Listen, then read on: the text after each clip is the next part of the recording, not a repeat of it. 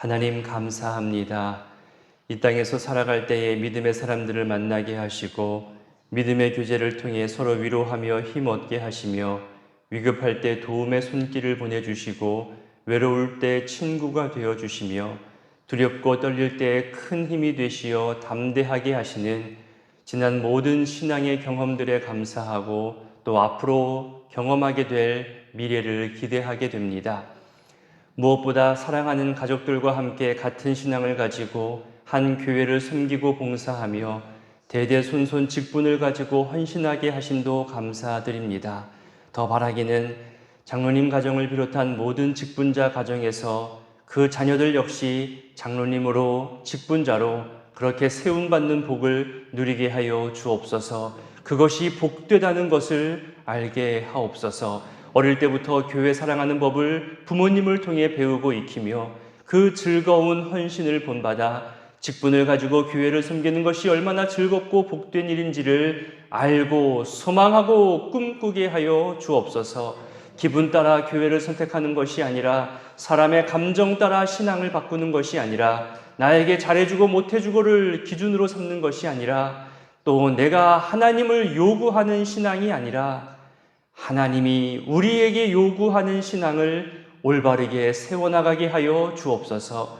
이를 위해 교회의 모든 방향과 역사들이 한 걸음 한 걸음 더디더라도 올바른 길 걷게 하시고 교회의 모든 리더십들의 마음이 모아져서 함께하는 소중함의 가치를 더욱 세워가게 하여 주옵소서.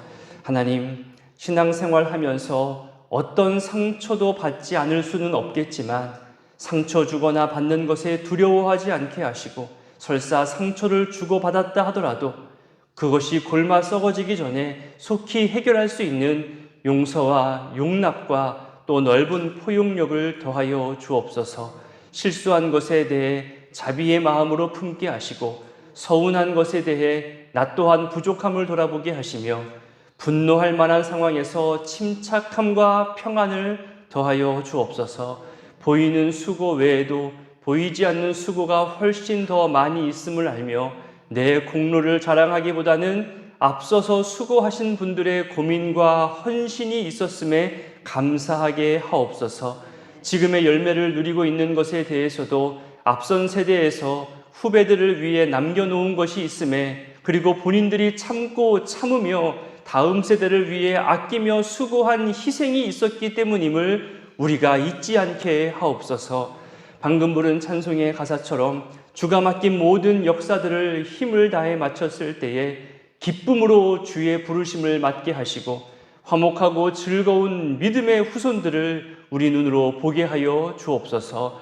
하나님, 오늘 목장 모임이 개강합니다. 헤아리고 돌보는 소중한 사역을 감당하는 분들입니다. 점점 더 다양해져가는 사회 문화 속에서 신앙으로 모이고 신앙으로 돌보는 것이 점점 더 어려워집니다. 그럼에도 이것이 천국 생명과 연결되어 있고 성도의 교제이며 교회의 기본 조직이요 뿌리이기에 형태와 방법은 변하더라도 돌봄과 헤아림과 나눔의 사역들을 계속해 나가고 있습니다. 혹여 변해야 할 방향이 있다면 의견이 모아져서 신중하게 결단할 기회를 주시고 또 우리가 잘못하고 놓치고 있는 부분이 있다면 다시금 우리의 게으름과 나태함을 발견하고 돌이키게 하여 주옵소서. 하나님, 전도대 모임도 개강합니다. 정말로 전도하기 어렵고 전도의 대상이 수시로 바뀝니다. 전도하는 사람들을 향한 멸시의 눈빛도 더 심해지고 전도의 열매도 없어 보여서 괜한 수고를 하는 것 아닐까, 어쩌면 잘못 전하고 있는 것은 아닐까 스스로 책망하기까지 합니다. 미전도 지역과 미전도 세대 사이에서 전도의 방법을 고민하면서도 우리가 놓치지 말아야 할 것, 복음에는 생명력이 있으며 이 세상 끝날까지 전도하는 일을 포기하지 않게 하여 주옵소서. 지역의 변화와 지역 구성원들의 변화를 세심히 살피며 더 효과 있는 전도도 고민케 하여 주옵소서. 하나님, 코로나 확진으로 일상을 멈춘 집사님이 있습니다. 또 자녀의 수술로 가슴 졸이며 애타하는 그 어미의 마음으로 결과와 회복을 기다리는 권사님도 있습니다. 나이 들어 병원에 가야 하는 두려움으로 잠 못 이루시는 집사님도 있고 자녀와 소원해져서 마음 아파하는 분도 있습니다. 우리 귀한 성도님들, 각자의 속상하고도 안타까운 사정을 주님께 아뢰을 때마다 주님 들으시고 위로해 주시고 주께서 가장 큰 도움이요 치료자인 것을 경험하게 하여 주옵소서. 이 새벽에도 주님 앞에 귀한 예물을 올려드립니다. 감사와 소망의 예물이 있고 또 뜻을 담고 소원을 담아 일천번제의 예물로 올려드리오니 주여 받아 주시옵소서. 이제 말씀 앞으로 나아갑니다. 오늘 하루의 삶을 감당할 수 있는 힘과 은혜의 말씀으로 받게 하여 주시옵소서. 함께 하실 성령 하나님을 의지하오며 예수님의 이름으로 기도드립니다. 아멘. 오늘 말씀은 열왕기상 2장 1절로 12절입니다. 열왕기상 2장 1절로 12절까지 함께 봉독하겠습니다. 다윗이 죽을 날이 임박하매 그의 아들 솔로몬에게 명령하여 이르되 내가 이제 세상 모든 사람이 가는 길로 가게 되었노니 너는 힘써 대장부가 되고 내 하나님 여호와의 명령을 지켜 그 길로 행하여 그 법률과 계명과 율례와 증거를 모세의 율법에 기록된 대로 지키라. 그리하면 내가 무엇을 하든지 어디로 가든지 형통할지라. 여호와께서 내 일에 대하여 말씀하시기를 만일 내 자손들이 그들의 길을 삼가 마음을 다하고 성품을 다하여 진실이 내 앞에서 행하면 이스라엘 왕 위에 오를 사람이 내게서 끊어지지 아니하리라 하신 말씀을 확실히 이루게 하시리라.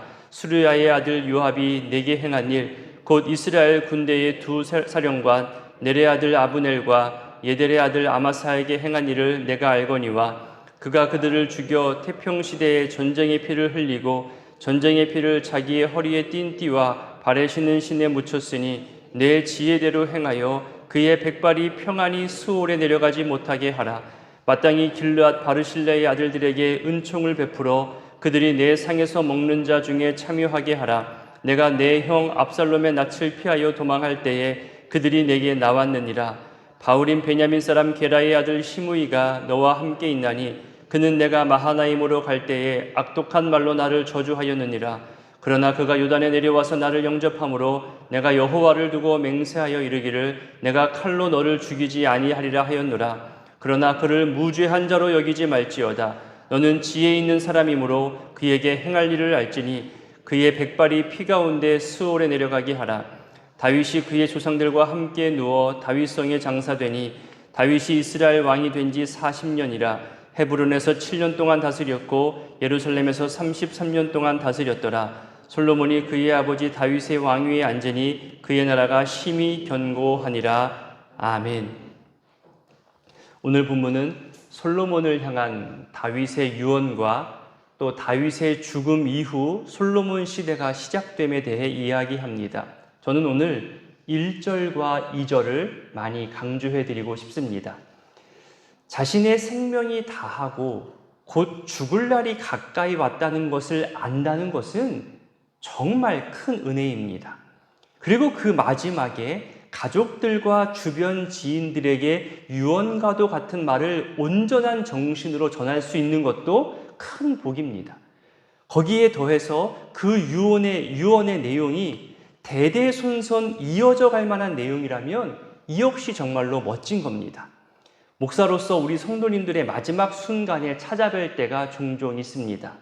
흔히 말하는 임종 예배가 그러하고요. 실제 돌아가시기 바로 몇 분 전까지 함께하며 유언을 듣기도 합니다. 인생의 마지막을 앞두고 목사님을 부른다는 것은 그 가정이 믿음의 가정이라는 증거입니다. 최소한 돌아가시게 되는 그분이나 자녀들 중에 천국 소망을 강하게 가지고 계신 분이 있다는 말이겠죠. 그래서 대부분 임종 예배는 천국을 소망하며 또 남게 되는 가족들도 위로하며 또 믿음으로 죽음을 준비하는 그런 분위기로 우리는 예상을 합니다. 하지만 정말 그럴까요? 여러분의 가정은 어떨 것 같습니까? 먼저 제가 경험했던 저부터가 감동이었던 마지막 순간이 몇 개 있습니다. 그 중에 하나를 소개해드리면 80대 중반쯤 되시는 어느 권사님 가정인데 그분이 돌아가시기 한 주 전쯤에 아들, 딸들이 전화로 임종 예배를 요청했습니다. 어머니가 요양병원에 계신데 어머니가 이번 주 중에 임종예배를 꼭 드렸으면 좋겠다고 얘기를 하셨답니다. 그래서 날짜와 시간을 약속하고 시간에 맞추어 갔는데 이날을 위해서 일부러 며칠 전부터 그 요양원에서 가장 큰 독방으로 옮겼고 거기에서 자녀손들 20명이 전체 자녀손들이 다 모여서 예배를 준비하고 있었습니다. 제가 준비하고 생각했던 것보다 오히려 가족들이 더 많이 준비하고 계신 듯하여서 그 가족들의 준비에 부끄럽지 않기 위해서 또 이런 자녀손들을 키우시고 양육하신 그 권사님의 평생의 사랑의 수고와 믿음이 마지막까지 복되게 하기 위해서 현장에 맞게 또 저희의 준비를 좀 바꾸었었습니다. 딱딱하지 않게 또 가볍지 않게 또 너무 무겁지도 않게 의미가 있게 분위기를 만들어가기 위해서 몇 가지 시도를 했습니다. 그 중에 하나가 어머니가 평소에 좋아하고 즐겨 부르는 찬송이 무엇인지를 자녀들 각 가정에 물었습니다. 왜 그 찬송을 좋아하는지, 여러분 가정은 그 찬송이 어떤 의미를 가지고 있었고 어머니의 교훈을 어떻게 기억하고 있는지 짧게나마 들었습니다. 그리고 그 권사님 귓가에 권사님, 자녀들이 권사님의 흥얼거림을 어릴 때부터 듣고 지금까지 기억하고 있네요. 권사님의 그 한마디 한마디 인생의 교훈들을, 신앙의 가르침들을 이렇게 몇십 년이 흐른 뒤에도 다 커서 기억하고 있네요 하면서 그 어머니의 인생을 저도 축복하고 또 기억하게 했습니다. 그러면서 자녀들이 알려준, 그 가정마다 알려준 몇 개의 찬송에 대해서 이야기를 듣고 부르기를 몇 번 반복했습니다. 귀를 가까이 대야만 들을 수 있었던 그 어머니의 목소리였는데 그 찬송을 부르는 순간 몇 번을 어머니가 큰 목소리로 따라 하셨습니다. 가족들도 모두 놀랐지만 중간에 찬송을 멈추지 않고 끝까지 부른 다음에야 어머니께 또 이야기를 걸더라고요. 그 모습조차 저에게는 또 감동이었습니다. 그리고 오늘의 열왕기상 2장 말씀을 저도 자녀들에게 또 어머니에게 말씀으로 전했습니다. 믿음의 가정을 넘어 믿음의 가문을 이루어가는 그런 복된 가정 되기를, 하나님께서 세우시고 사용하시는 믿음의 사람들 되기를, 힘써 믿음의 대장부 되기를, 그렇게 어머니의 사랑의 기도가 헛되지 않게 되기를 마음껏 제가 할 수 있는 모든 축복을 다해 축복하며 간절히 기도하고 임종예배를 마쳤습니다. 그렇게 끝날 줄 알았습니다. 가족들이 각 가정별로 어머니에게 선물을 전하는 시간을 갖더라고요. 아마도 자녀 세대가 미리 얘기해서 서로 준비해온 것 같습니다. 본인들이 어렸을 때 받았던 소중한 선물의 의미들을 생각하면서 비슷한 의미를 가지고 예쁜 인형으로, 또 수면 양말로, 또 베개 커버로, 또 손주들이 가지고 온 그 침대 난간에 만들어 놓을 수 있는 작은 장식물들로 그렇게 요양원에서 허용되는 범위 내에서 그렇게 가족들이 선물을 드리는 것을 보았습니다. 손주 세대들도 그렇게 함께 준비하고 전하는 것을 보면서 야, 이 아이들도 참 귀한 경험을 하겠구나라고 생각했습니다. 마지막으로 권사님이 힘을 내어 말씀하시더라고요. 오늘 말씀대로 살아라. 사랑한다. 고맙다.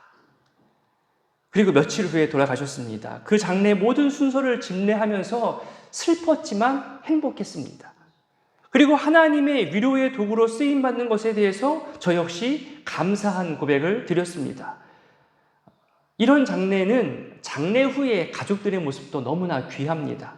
화목하게 지내고 더욱더 그 어머니처럼 교회에서 직분을 다해 섬기는 모습을 봅니다. 한 가지만 더 짧게 소개하자면 병원에 장기 입원해 계셨던 나이 드신 분이 계셨는데요. 가족이 전부 지방에 흩어지고 해외에 나가 계셔서 혼자 병원에 계셨습니다. 가끔 교회 친구들이 몇 번 찾아갈 뿐이었습니다. 하루는 주일 저녁에 목사님, 주일에 피곤하시겠지만 저를 위해서 병상에서 함께 예배 드려주실 수 없나요? 라고 힘겹게 목소리로 연락을 주셨습니다. 그래서 갔더니 환자복이 아니라 일반 고운 옷을 입으시고 화장도 하시고 머리도 손질하셨습니다. 아마도 친구들이 미리 챙겨주었겠죠. 또 챙겨달라고 요청했겠죠. 놀라서 물으니 어쩌면 제 마지막 주일일 것 같아서 무리한 부탁을 드렸습니다. 그렇게 말씀하시더라고요.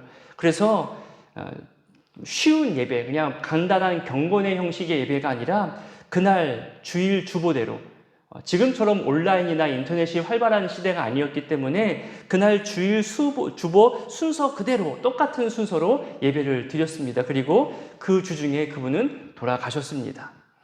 앞서 말한 이런 마지막 모습처럼 이와 비슷한 은혜와 감동의 경우는 저도 경험했고 주변에 아마 수없이 많은 사례가 있을 겁니다. 하지만 반대로 안타깝고 속상한 마지막도 있습니다. 평생을 믿음 생활을 하신 분입니다. 교회 봉사도 너무나 잘하신 분입니다. 그런데 인생 마지막에 믿었던 친구들과 자녀들에게 홀대를 당하시고 마음이 꽤 많이 상하셨는데 그래도 어느 정도 해결되어져서 가족들이 원만하게 잘 지내게 되었습니다. 시간이 어느 정도 지난 후에 병원 중환자실에 계셨고 면회는 둘밖에 되지 않는다고 하고 또 면회 시간도 한 10분 이내로 해달라는 요청에 가족 한 분과 제가 들어가서 천국 소망의 말씀과 기도만 하고 나와야 하는 그런 상황이었습니다. 그런데 그 시간에 집사님은 예전 서운함이 크셨는지 정말 악에 바친 목소리로 누구누구 이름을 불러가면서 내가 그놈들 다 용서 못해, 무릎 꿇어도 안 해줄 거야, 못된 놈들 나한테 어찌 그럴 수가 있어 하면서 어눌하고 힘없는 발음인데도 불구하고 그렇게 악바리처럼 소리치는 그 모습에 함께 들어간 가족들이 오히려 민망해할 정도로 그런 분위기를 만들었습니다. 어찌어찌 마음을 달래드리고 진정시켜드렸지만 그 인생의 마지막 부분에 저주에 가까운 말을 하신 겁니다. 그 대상이 가족들이라는 사실에 저는 참 마음이 힘들었습니다. 그분의 마음을 최대한 돌려서 정리해드리고 부드럽게 말로 바꾸어 드리느라고 저도 참 진땀을 뺐습니다. 그런데 더 마음이 아픈 것은 그분이 장례를 끝마치고 난 다음에 자녀들이 재산 상속 때문에 그 얼마 되지도 않는 재산 상속 때문에 싸운다는 소식을 들었을 때 더더욱 더 속상한 마음이 들었습니다. 현실의 집착을 끝까지 놓지 못하고 용서하지 못하기도 하고 다양한 슬픔을 해결하지 못하고 하나님을 바라보지 못하고 십자가 예수를 의지하지 못한 채 그런 속상함과 안타까운 장례를 경험하는 경우 꽤 많습니다. 솔직히 말하면 제 경험으로는 은혜의 장례보다 속상함의 장례가 더 많았습니다. 그래서 저 스스로도 기도하게 됩니다. 우리 부모님 세대와 또 저의 세대와 제 자녀 세대들 모두에게 가족의 사랑과 화목이 깨어지지 않게 되기를, 하나님과 사람들 앞에서 믿음의 유산을 남기게 되기를, 그리고 저의 목회 영향력 가운데 계신 모든 성도님들의 가정의 마지막 모습도 그렇게 되기를 기도할 수밖에 없게 되더라고요.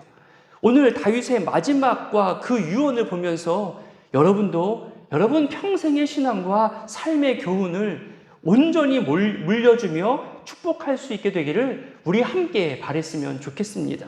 그런 점에서 2절을 보십시오.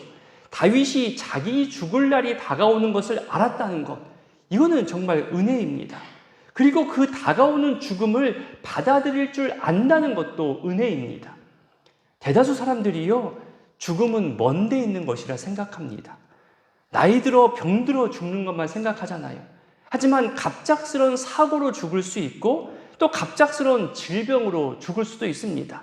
길거리에서 죽을 수도 있고 저 멀리 타지에서 죽음을 맞이할 수도 있는 겁니다. 또 죽음이 가까이 다가오는 것을 두려워하거나 거부하거나 회피하려 아까 말씀드린 대로 저주에 가까운 말을 쏟아내기도 하고 두려움을 이겨내보려고 안간 힘을 쓰기도 합니다. 신앙인의 모습에서 벗어날 때가 있습니다. 죽음 뒤에 영원한 생명이 있고 천국이 있음을 아는 우리 믿음의 사람들도 그럴 수 있는 겁니다. 다윗은 자기 유언을 명령으로 말하죠. 70년의 인생, 어린 시절 목동의 생활부터 시작해서 또 골리앗과 싸운 것 이후로 사울 왕의 신하가 되고 또 억울하게 쫓기는 도망자가 되고 살기 위해 적군 앞에서 미친 채도 해야 했고 수많은 수모와 모욕도 감내해야 했으며 그럼에도 불구하고 하나님의 보호하심과 이끌어주시는 놀라운 은혜의 시간들을 함축하고 또 함축하여 전합니다. 여러분 3절부터 5절까지의 내용을 한번 가만히 보십시오. 모든 인생의 문제를 해결하는 가장 큰 비결, 그리고 진리, 또 왕으로서 그 직분을 감당하기 위한 방법, 그것이 바로 여호와의 명령을 지켜 그 길로 행하는 겁니다. 엊그제 주일 말씀 기억하십니까? 신명기 10장의 말씀을 소개해 드렸죠. 여호와께서 우리에게 요구하시는 것, 성경에 표현된 그 제목 그대로 우리에게 요구하시는 것, 그리고 성경 곳곳에 동일한 말씀, 그 내용이 지금 다윗의 입에서도 똑같이 다시 반복되고 있는 겁니다. 그것이 확실하게 이루어질 것이라고 5절 끝부분에 한 번 더 강조하잖아요. 이 내용들은 모세의 유언에서도 드러납니다. 여호수아의 유언에서도 그 내용이 나오죠. 사무엘의 고별 설교에서도 그렇게 믿음의 선배가 다음 세대와 가족들을 위해 남긴 삶의 경험과 교훈이며 명령들입니다. 그렇게 말씀에 순종한 사람들은 하나님 보시기에도 옳다 평가함 받았습니다. 여러분, 다윗 이후에 수많은 왕들을 평가하는 열왕기와 역대기를 보십시오. 하나님이 옳다 여기시고 정직하다 말씀하시는 그 왕들에 대한 평가는 동일합니다. 저가 다윗의 길로 갔으며 다윗의 길로 행했다고 동일한 기준을 삼을 정도였습니다. 솔로몬 역시 아버지 다윗의 유언처럼 하나님 말씀을 기준으로 통치하였고 듣는 마음으로 간구하였으며 그래서 솔로몬 왕의 초반부터 그 어느 누구도 누리지 못했던 큰 영광을 경험하게 됩니다. 물론 후반부에 가서 실수를 범하는 안타까움도 있지만요. 이제 5절부터 9절까지는 5절부터 9절까지는 솔로몬에게 부담으로 넘겨주게 될 사안들에 대한 당부입니다. 매일 성경 표현처럼 공동체의 정의가 올바르게 서게 하기 위해서는 옳고 그름에 대한 기준을 확실히 세워야겠죠. 다윗은 솔로몬에게 잘못을 처벌할 사람에 대해서 알려주고 또 은혜를 갚아야 할 사람에 대해서 알려줍니다. 그리고 조만간 며칠 내로 읽게 될 본문에서 이 사람들에 대한 결과가 나타날 겁니다. 요압이나 시므이 같은 사람이 어디 한둘 뿐입니까? 세상에도 있고요. 교회 안에도 이런 요압과 시므이 같은 사람이 분명 존재합니다. 하나님과 하나님의 일을 대적한 본인들은 그런 위기를 넘길 때마다 위험에서 벗어났다고, 생명이 연장되었고 또 안심하게 되었다고 그렇게 생각합니다. 또는 자기가 어떤 가치가 있어서 나를 더 이상 어찌할 수 없다고 생각하며 더 큰 소리를 내기도 합니다. 결국 솔로몬은 이 부분 역시 지혜롭게 처리하며 아버지의 유언대로 다 지켜 행합니다. 여러분 6절과 9절을 보세요. 다윗이 유언을 남길 때 솔로몬의 지혜를 언급하죠. 너의 지혜대로 행하라. 너는 지혜 있는 사람이기 때문에 딱 보면 어떻게 행할지 알 것이다. 실제 솔로몬이 그렇게 다 행합니다.